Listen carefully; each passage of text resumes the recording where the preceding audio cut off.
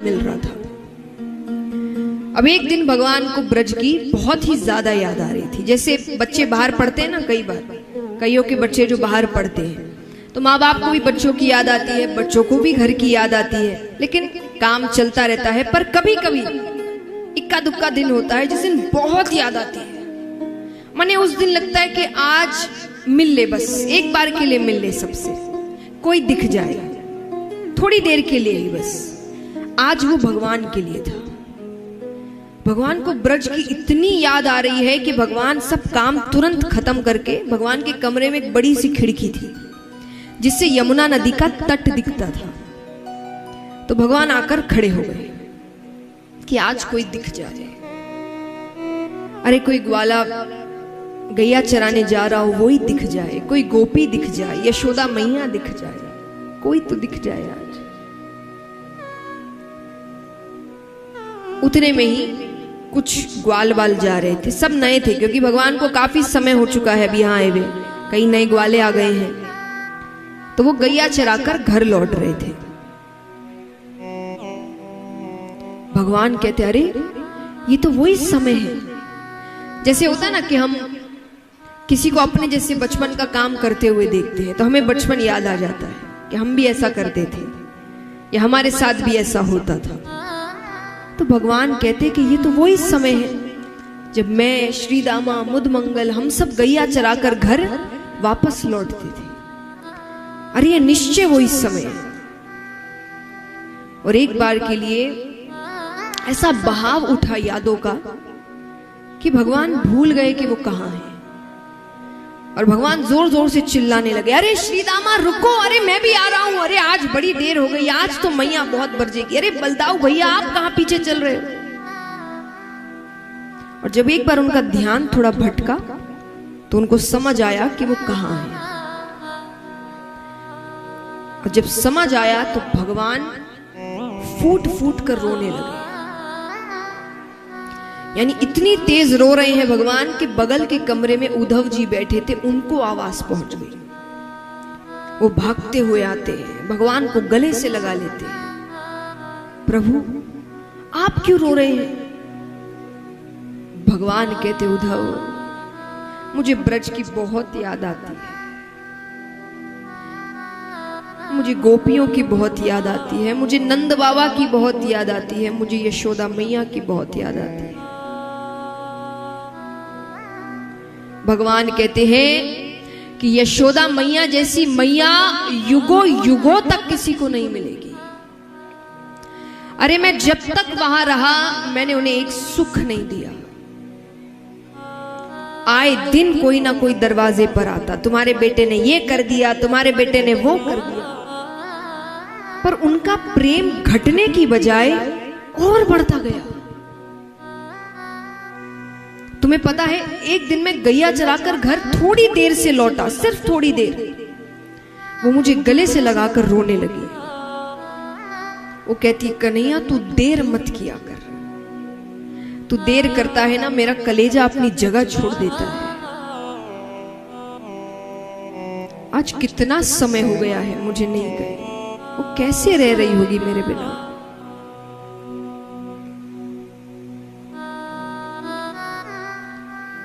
भगवान कहते हैं कि नंद बाबा जैसे बाबा किसी को नहीं मिलेंगे। अरे तुम्हें पता है मेरे बाबा जानबूझ के जूतियां नहीं पहनते थे और घर से बाहर जाकर खड़े हो जाते थे। क्यों? उनको पता था अब कन्हैया सर पर जूतियां लेकर आएगा। मैं सर पर जूतियां लेकर जाता था, उन पे चिल्लाता था कि बाबा आपने जूतियां नहीं पहनी, मैया डांटेगी ना। और मैं अपने हाथों से उनको जूतियां पहनाता था। वो दृश्य के लिए वो रोज जूतियां नहीं पहनते थे और बाहर खड़े होकर मेरा इंतजार करते थे। भगवान कहते उद्धव मैं दावे के साथ कहता हूं, मैं जब से यहां आया हूं ना मेरे बाबा ने जूतियां नहीं पहनी। भगवान कहते उससे भी ज्यादा दुख मैंने भोली भाली गोपियों को दिया है। यशोदा मैया ने एक दिन मुझसे कहा कि कन्हैया तू उनके घर चोरी क्यों करता है। अरे वो गरीब है, वो जो माखन बेचती है उससे जो धन आता है वो उसी से भोजन करती है, तो उनका नुकसान करता है। मैं कई दिनों तक उनके घर चोरी करने नहीं गया। कुछ दिनों बाद वो सब की सब घर आ गई। आकर कहती है, यशोदा, कन्हैया सिर्फ तेरा ही बेटा है क्या? अरे चोरी करता है तो करने दो, मटकियां फोड़ता है तो फोड़ने दो। अरे असल में तो गरीब हम उस दिन हो जाएंगे जिस दिन कन्हैया हमारे घर आना छोड़ दे। तुम रोज के भोजन की बात करती हो, भोजन तो उस दिन नहीं करते जिस दिन ये चोरी करने नहीं आता। कि क्या गलती हो गई कि आज कन्हैया घर नहीं आया। भगवान रोते हुए ये बात कह रहे हैं, उनकी हिचकियां बंद गई है। भगवान कहते हैं, अरे इससे ज्यादा दुख मैंने अपनी राधे को दिया है, जिससे सबसे ज्यादा प्रेम किया मैंने। कितनी देर तक भगवान राधे राधे राधे राधे कहकर रोने लगे। सोचिए, भगवान ऐसी बातें कर रहे हैं जो कहते हुए भगवान रो रहे हैं, जिसको सुन के यहां कितनों की आंखों में आंसू आ गए हैं। उस वक्त उद्धव जी क्या जवाब देते हैं? उद्धव जी कहते, प्रभु इसमें इतना रोने की क्या बात है? आप उन अनपढ़ गवार ब्रजवासियों को ज्ञान से समझा सकते थे। अनपढ़ गवार। भगवान कहते, तुम्हें कैसे पता कि वो पढ़े लिखे नहीं? उद्धव जी कहते, वो कहां पढ़े लिखे होंगे, उनका काम तो दूध दही माखन बेचना है। भगवान कहते, ऐसे तो मैं भी नहीं पढ़ा ज्यादा, मैं भी 1 वर्ष ही पढ़ा। 1 वर्ष में कोई कितना सीख लेगा? उद्धव जी कहते हैं, प्रभु आप तो खुद ज्ञान है। उद्धव जी भूल गए कि जो खुद ज्ञान है वो इतने वर्षों तक उनके साथ रहा है। तो गोपियों से ज्यादा ज्ञानी और कौन होगा? जिस मौके का भगवान को इंतजार था वो मौका आज मिल गया। भगवान कहते, तुमने सही कहा, मैं उन्हें समझा ना सका। तुम ज्ञानी हो ना? उद्धव जी कहते, हाँ। बोले, तुम जाओ उद्धव, तुम ब्रज जाओ और ज्यादा लोगों को नहीं समझाना है। 3 लोग, यशोदा मैया, नंद बाबा और गोपियां, इनको ज्ञान से समझाओ कि रोना धोना प्रेम इत्यादि सब छोड़े, ज्ञान मार्ग पर चलो। उद्धव जी को अपने ज्ञान पर भरोसा था। उन्होंने कहा, ठीक है। जाने से पहले भगवान ने अपने वस्त्र दिए, अपना कुंडल दिया, अपना मुकुट दिया। उद्धव ने कहा, इन सब की क्या जरूरत है? बोले, इन सब के बिना बात करना तो दूर, कोई तुम्हें देखेगा भी नहीं। क्योंकि एक बार के लिए सबको लगेगा कि मैं आ गया, तो वो अपने नेत्र उठा सकते हैं तुम्हें देखने के लिए। ठीक है, उद्धव जी जाते हैं, प्रवेश करते हैं ब्रज में। तो कुछ गोपियां जा रही थी। उद्धव जी ने उन्हें रोका कि अरे ये नंद बाबा का घर कौन सा है? गोपियां कहती है, मथुरा से आए हो, तुम्हें कैसे पता? गोपियां कहती है, मथुरा वासी ही पूछते हैं, वरना ब्रज में तो हर किसी को पता है कि नंद बाबा का घर कौन सा है। कौन नहीं जानेगा कि कृष्ण किस घर में रहता था? गोपियां कहती है, पथिक, ये जो जल की धारा जा रही है ना, इसके साथ जाओ। ये जहां जाकर रुकेगी वो नंद बाबा का घर होगा। और इस जल को साधारण जल मत समझना। ये जब से तुम मथुरावासी कृष्ण को लेकर गए हो ना, तब से नंद बाबा और यशोदा मैया के जो अश्रु जल बह रहे हैं, ये वो जल है। इतना रोए हैं वो, इतना रोए हैं।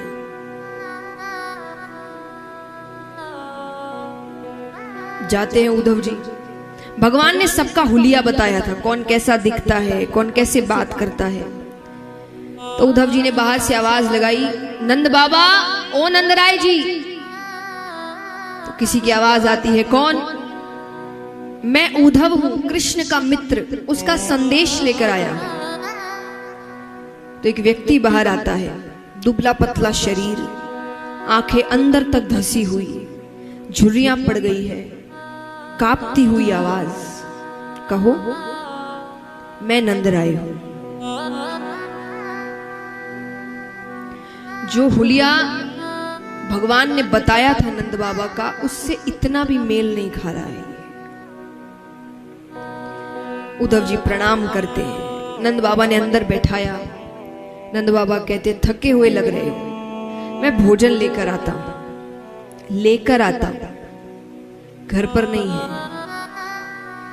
नंद बाबा गए तो उद्धव जी रसोई घर की ओर देख रहे हैं।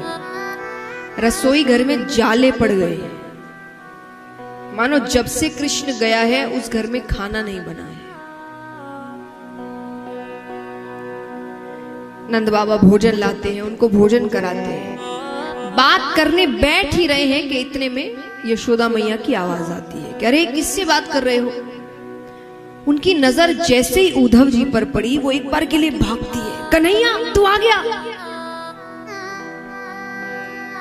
नंद बाबा कहते कन्हैया नहीं है, मित्र है, उसका संदेश लेकर आया है।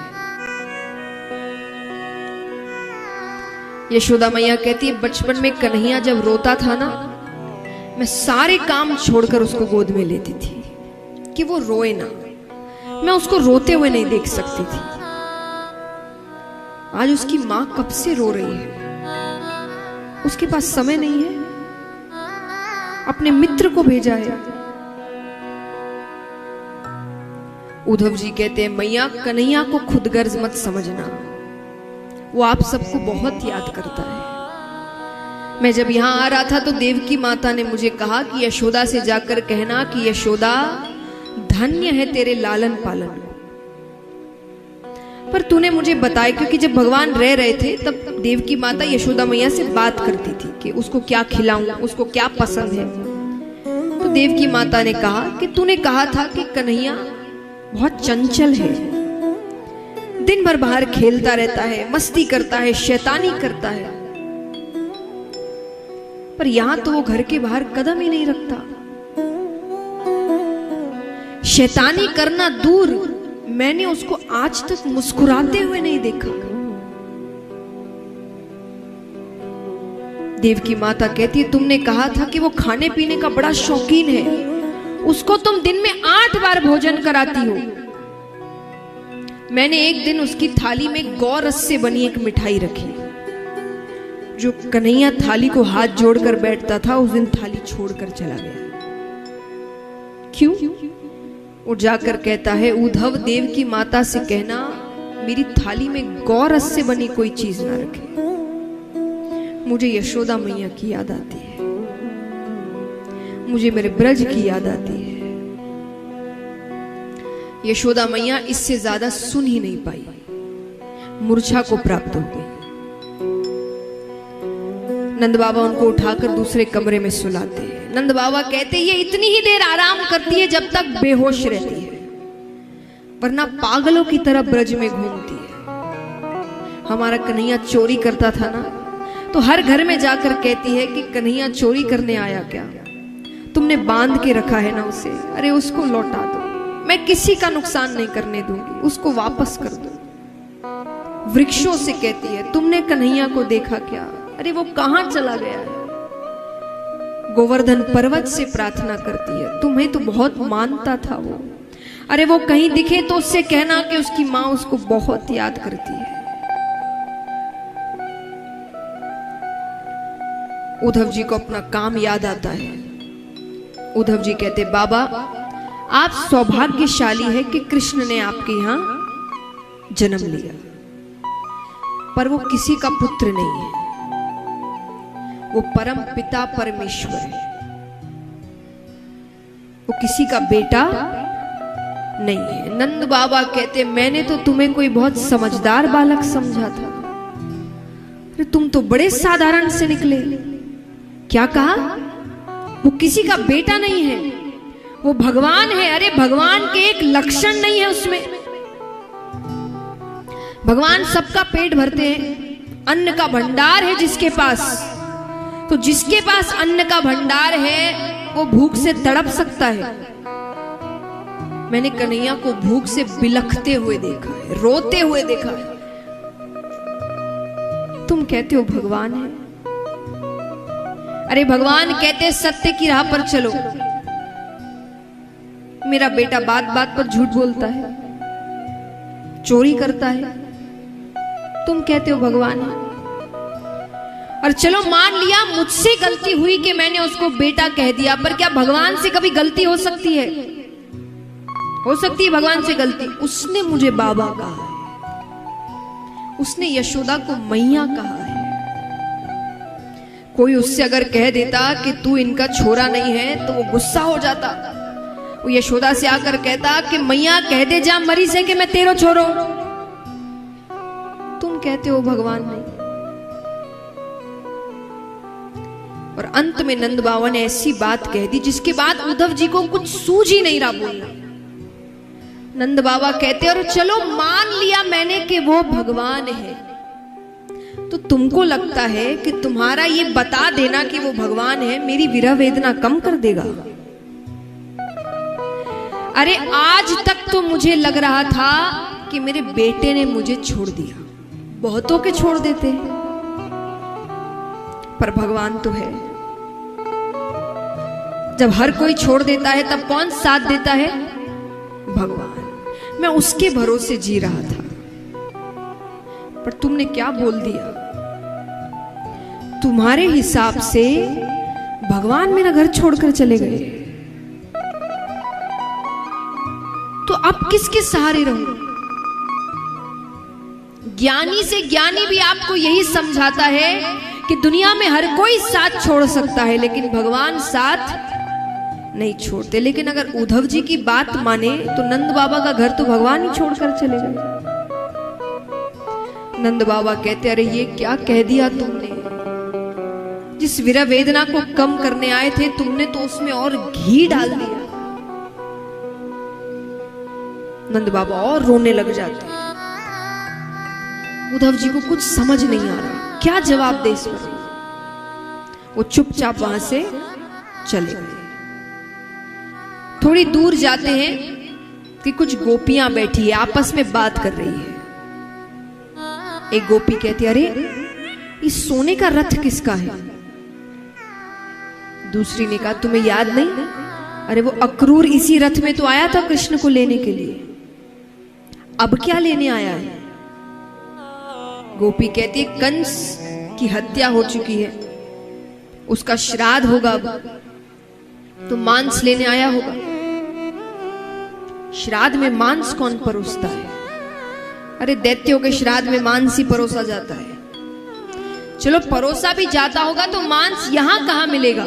हम तो दूध दही माखन बेचते हैं। गोपी कहती है मथुरावासी बड़े होशियार हैं, इनको पता है जब से कृष्ण गया है तब से ब्रज में सब मृत घूम रहे हैं।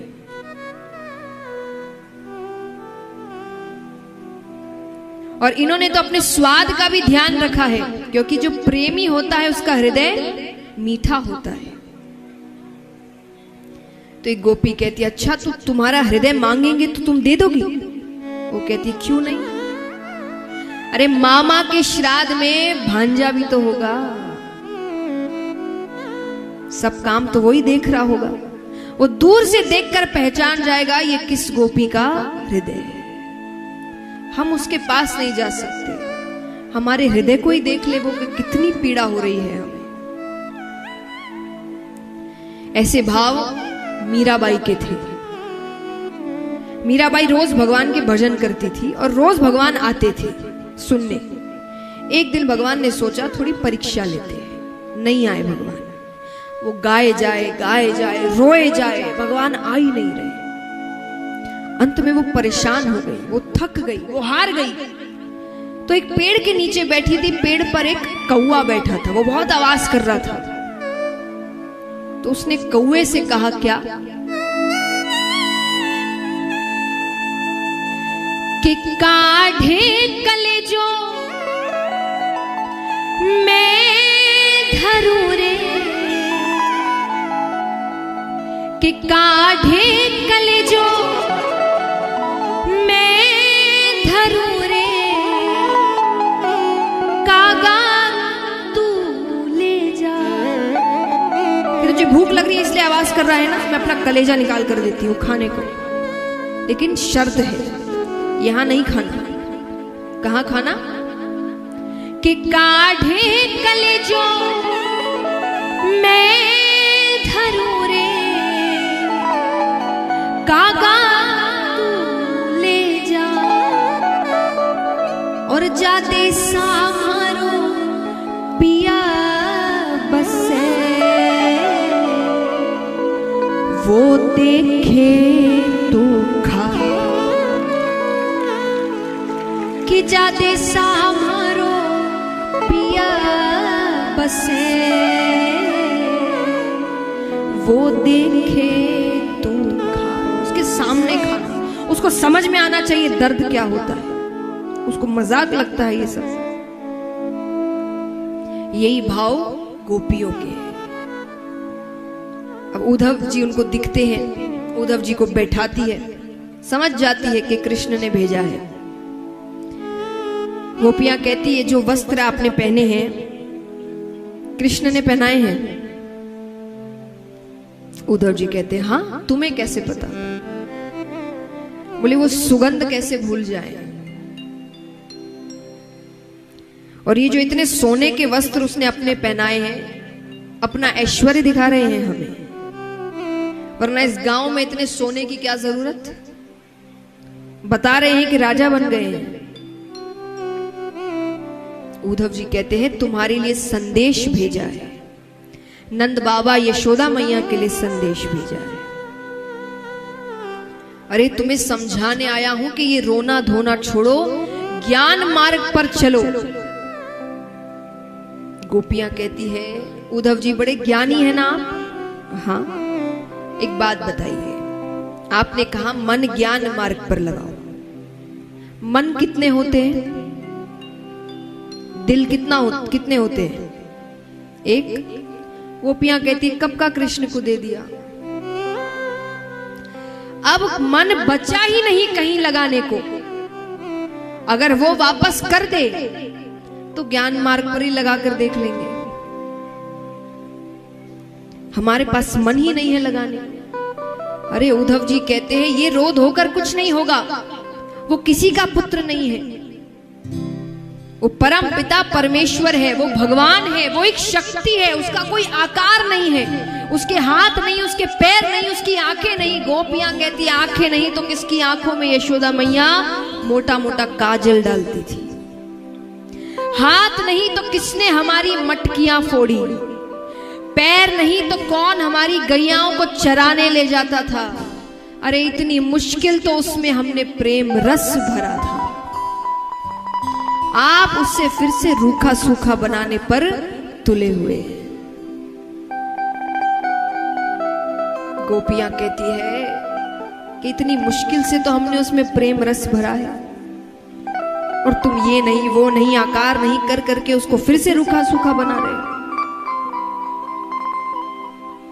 और गोपियां कहती है चलो हम मान भी जाए, ज्ञान मार्ग पर चलना चाहिए। तो ज्ञान मार्ग पे चलकर क्या होगा बताइए? वो कहते कल्याण होगा। कल्याण होकर क्या होगा? बोले मोक्ष मिलेगा। मोक्ष मिलकर क्या होगा? स्वर्ग की प्राप्ति होगी। गोपियां कहते ठोकर मारते हैं इसे स्वर्ग को, जो हमें कृष्ण से दूर ले जाए। और अगर कृष्ण से प्रेम करने का अर्थ है कि नरक मिलेगा, तो वर्षों वर्षों उस नरक में रहने को तैयार है। उद्धव जी कहते अभी तो कह रही थी कि वो ऐश्वर्य दिखा रहा है, दिखावा कर रहा है, और अब कहती है उसके लिए नरक जाने को तैयार है। अब उसी की बात कर रही हो। गोपियां कहती है यही तो प्रेम है। कारे को छोड़ो जा सके पर कारे की कथा ना छोड़ी जाए।